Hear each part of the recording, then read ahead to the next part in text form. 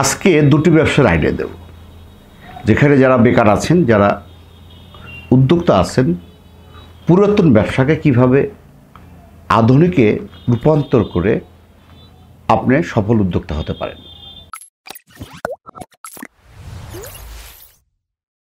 আসসালামু আলাইকুম, বিসমিল্লাহির রহমানির রহিম। প্রিয় দর্শক, আশা করি ভালো আছেন, সুস্থ আছেন, সুন্দর আছেন।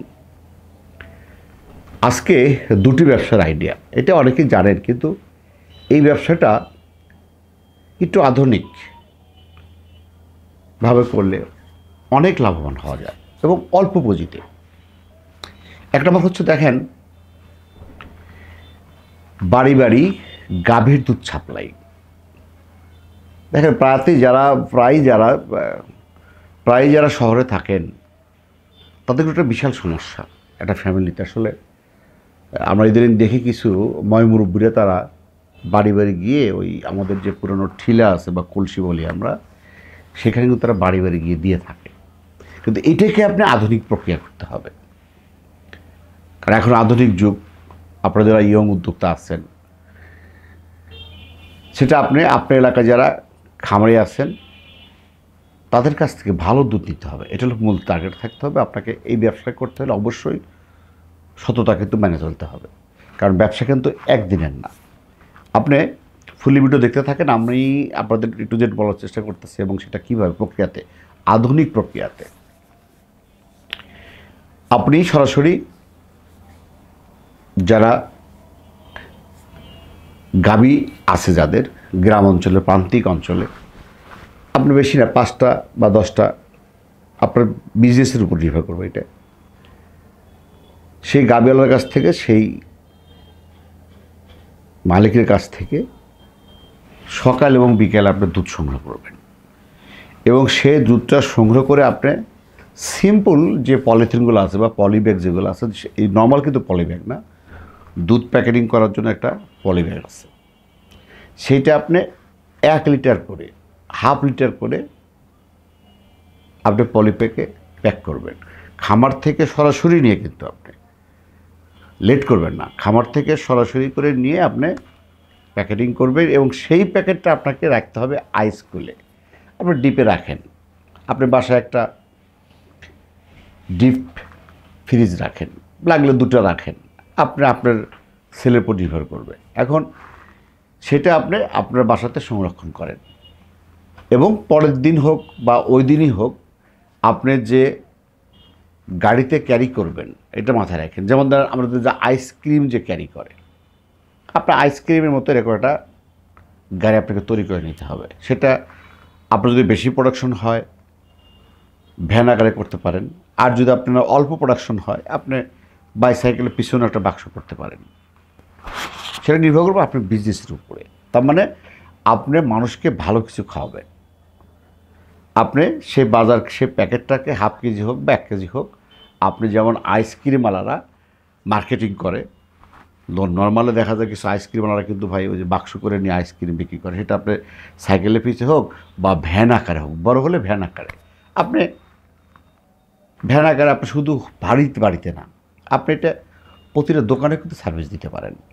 কারণ যেসব দোকানে দেখেন এখন আইসক্রিম বিক্রি করে, আর প্রায় দোকানেগুলো কিন্তু ফ্রিজ ইউজ হয়, আপনি ওখানে একটা স্টিকার, আপনার দোকানের প্রতিষ্ঠানের নাম দিয়ে একটা স্টিকার করে দিলেন, যেখানে তরল গাভীর দুধ পাওয়া যায়। বা 1জন 2জন নিতে কিন্তু নিবে, আপনার দুধটা যদি ভালো হয়। আপনি প্রতিটা বাড়িতে যান, প্রতিটা বাসাতে যান, এটা থানা পর্যায়ে হোক বা কিছু গ্রামের ভালো ভালো শহরও কিন্তু হয়ে গেছে এখন, যেখানে দেখবেন যে আসলে মানুষ বেশি ভাড়া থাকে। এটা গ্রামে হবে না, গ্রামে চলবে না, এটা থানা পর্যায়ে চলবে। আপনার থানা পর্যায়ে আপনি যদি 2টা 3টা 4টা মহল্লা বাছাই করতে পারেন, আপনি টার্গেট হলো পার ডে যদি আপনি 200 লিটার দুধ বিক্রি করেন, আপনি পার লিটারে 10 টাকা, তাও কিন্তু আপনার 2000 টাকা। এবং এটা কিন্তু আমি জানি প্রতিটা বাড়িতে প্রচুর চাহিদা। আপনি যদি একটা বাড়িতে যান, যদি বলেন আপা, ভাবি বা বোন, আমরা এরকম দুধ সাপ্লাই দিচ্ছি। হ্যাঁ, আগের দিন আমরা যেটা দেখি যে পুরাতন, এখন যে চলাকে ওই কলসি করে অনেক মুরব্বীরা কিন্তু দেয় 1 লিটার 2 লিটার 3 লিটার বাড়ি রোজ করা আছে। আপনিও সেম রোজ করার মতো কিন্তু দুধ দেবেন। তারপর রেগুলার আপনি একদিন যখন দেবেন, তো আপনি রেগুলারে কিন্তু 1 লিটার করে হোক বা 2 লিটার করে হোক, যে যা নেয় আপনার দেবেন। দিয়ে আপনি এমন আছে যে মাস শেষে বিল নেবেন, অনেক আছে মাস শেষে বিল নেবেন, অনেক কাছ থেকে প্রতিদিন বিল নেবেন, অনেক কাছ থেকে সপ্তাহে বিল নেবেন। এটা কিন্তু ভালো ব্যবসা, কারণ আপনি কিন্তু একদম প্রান্তিক থেকে, একদম গাভীর খামার থেকে কিন্তু আপনি গরু খামার থেকে আপনি দুধ দিচ্ছেন, সেটা আপনি প্যাকেটিং করতেছেন। উনি কিন্তু আপনার কলসিতে করে লুজ দিচ্ছে, আপনি কিন্তু প্যাকেটিং করে আইসে করে গাড়িতে করে আপনি বাসায় বাসায় পৌঁছা দিচ্ছেন, দোকানে দোকানে পৌঁছা দিচ্ছেন। বিভিন্ন যারা হোলসেল পাইকারি বিক্রি করে, যারা কনফেকশনে আছে, সেখানে একটা সাইনবোর্ডে দিয়ে দিলেন।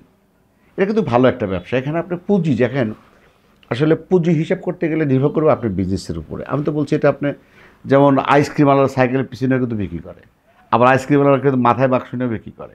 এটা নির্ভর করবে আপনার বিজনেসের উপর। আপনি, আমার মনে হয় যদি আপনি একটা বড় ভ্যান করে যদি গাড়ি করে নেন, ওইখানে যদি 400 লিটার আটে বা 500 লিটার আটে, আপনি একবারে আপনার কারেকশন আপনি দিতে পারবেন না, দিয়ে সারতে পারবেন না আমার মনে হয়, যদি আপনি এই পলিসি ইউজ করেন। এবং আমি কিন্তু এই যে ভিডিওটা করতেছি, আমি কিন্তু কোথাও দেখে আসছি, দেখে আসার পরে কিন্তু করছি। এটা আপনি ঢাকা শহরে করতে পারেন, উপজেলা শহরে করতে পারেন, জেলা শহরে করতে পারেন, আপনি বিভাগীয় শহরে করতে পারেন। এখন অনেকে বলে ভাই ঢাকা শহরে 1 লিটার দুধ নেয় 100 টাকা, আমাদের তো 1 লিটার দুধ নেয় ভাই 70 টাকা বা 80 টাকা। হ্যাঁ, আপনি যেমন উপজেলা শহরের দুধের দাম কম, কিন্তু আপনি উপজেলা শহরে কিন্তু খরচও কম ভাই। আপনি উপজেলা শহরে একটা লেবার পাবেন 500-10,000 টাকায়। একটা উপজেলা শহরে যদি আপনি একটা লেবার খরচ কিন্তু 5,000 থেকে 10,000 টাকা।